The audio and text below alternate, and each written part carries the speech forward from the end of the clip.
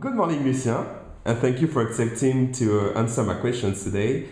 You work for Sorry Growth Group's International Department Sorry Link. Could you tell us more about you, your work and the company?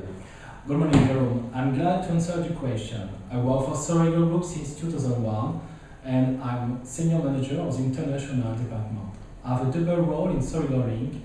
I assist the French company in their settlement in foreign countries and the foreign companies in their settlement in France. I cover with them all the aspects of the project, business plan, organization, legal status, tax issue, and all questions around the project. Sorry Group is made up of 8 units that have progressively been added over the past 40 years. Each unit is specialized in supporting SMEs in the key area of business: accounting and tax services, law services, financial audit, human resource management, consulting services, and training. With Sorry Learning, we saw the need to create a business unit that was capable of addressing all the needs of business without having handoff within the process.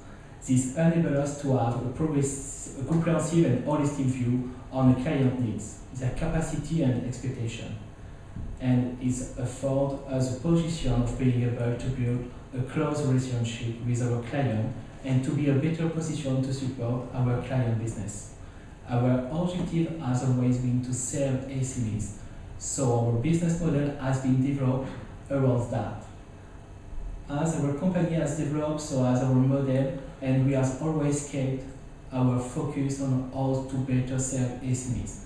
We can offer a sense of security to our client with our experience and our demand of over 50,000 clients in all different sectors. To develop my company in the service sector, I have chosen the Auto-Entrepreneur status. Could you explain how this status works? Yes, of course. The Auto-Entrepreneur status is a good intermediate status when you start your activity. The main limit are 81,500 euros of turnover for commercial activity and 32,600 euros of turnover for the services, recovering the category BIC and BNC. With this status, you are in exemption of VAT. You don't collect the VAT and you can deduce the VAT. Some activities are not covered by the Auto-Entrepreneur status, just as the activity recovering of the VAT real estate. It's important to remember that when you create an artisanal activity, you have to register your activity as a registered métier. The Auto-Entrepreneur status benefits of the simplified micro-social regime, and it can opt for the prélèvement libératoire levy at source regarding the tax review. And this regime proposes another important disposition, the possibility to opt for the EURL.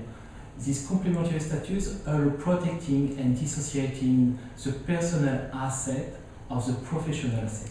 Okay, so there was a status that were existing long ago called EURL status. So could you explain the differences between the Auto-Entrepreneur status and the EURL status? The main difference between the Auto-Entrepreneur status and the EURL status is that the EURL is a company and not the Auto-Entrepreneur.